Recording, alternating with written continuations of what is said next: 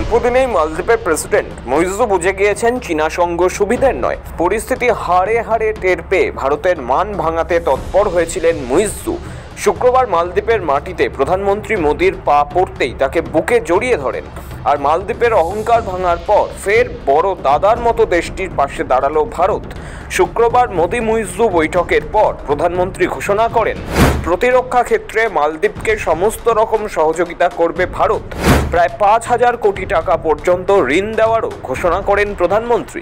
हमारी development partnership को नई उड़ान देने के लिए हमने मालदीव के लिए $565 मिलियन यानी लगभग 5,000 करोड़ रुपए की लाइन ऑफ क्रेडिट देने का निर्णय लिया है।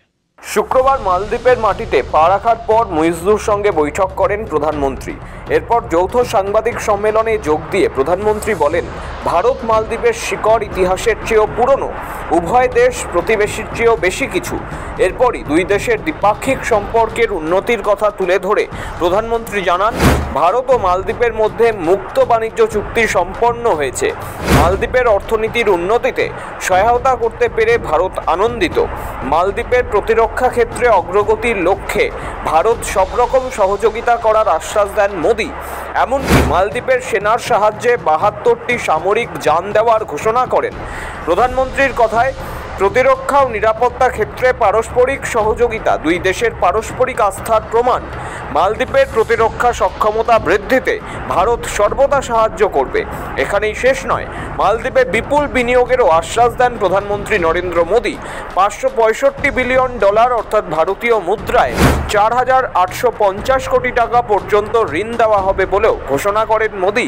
हमारी डेवलपमेंट पार्टनरशिप को नई उड़ान देने के लिए हमने मालदीव के लिए $565 मिलियन यानी लगभग 5,000 करोड़ रुपए की लाइन ऑफ क्रेडिट देने का निर्णय लिया है।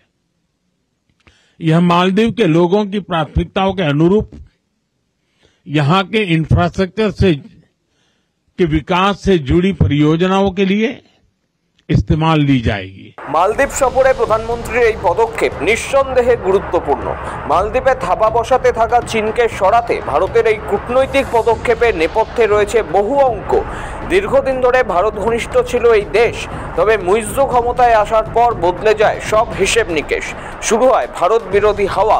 চীনের বিপুল ঋণের টোপ গিলে ভারতের বিরুদ্ধে পদক্ষেপ নেয় মুইজ্জু সরকার। দেশ থেকে ভারতীয় সেনা প্রত্যাহার করা হয়। এর পাল্টা মালদ্বীপ বয়কটে বিপাকে পড়ে সেখানকার অর্থনীতি। বিপদ বুঝে ভুল শুধরে ফের ভারতের কোলে ঘেঁষেন সেখানকার প্রেসিডেন্ট।